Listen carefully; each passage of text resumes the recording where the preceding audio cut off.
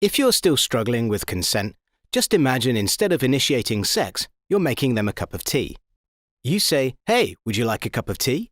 And they go, "Oh my God, I would love a cup of tea, thank you."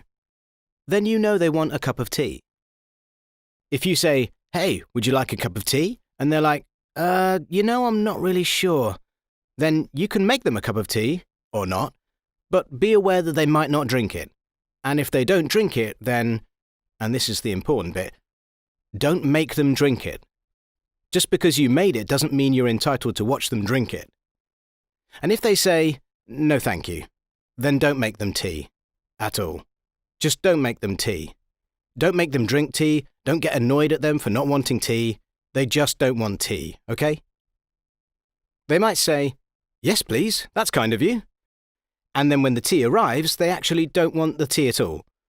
Sure, that's kind of annoying as you've gone to all the effort of making the tea, but they remain under no obligation to drink the tea. They did want tea, now they don't.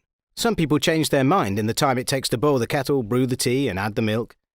And it's okay for people to change their mind, and you are still not entitled to watch them drink it. And if they are unconscious, don't make them tea. Unconscious people don't want tea, and they can't answer the question, "Do you want tea?" because they're unconscious.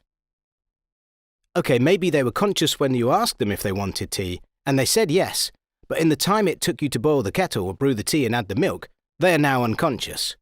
You should just put the tea down, make sure the unconscious person is safe, and this is the important part again, don't make them drink the tea. They said yes then, sure, but unconscious people don't want tea. If someone said yes to tea, started drinking it, and then passed out before they'd finished it, don't keep on pouring it down their throat. Take the tea away. Make sure they are safe, because unconscious people don't want tea. Trust me on this. If someone said yes to tea around your house last Saturday, that doesn't mean they want you to make them tea all the time. They don't want you to come around to their place unexpectedly and make them tea and force them to drink it, going, "But you wanted tea last week," or to wake up to find you pouring tea down their throat going, "But you wanted tea last night." If you can understand how completely ludicrous it is to force people to have tea when they don't want tea, and you are able to understand when people don't want tea, then how hard is it to understand when it comes to sex? Whether it's tea or sex, consent is everything. And on that note, I'm going to make myself a cup of tea.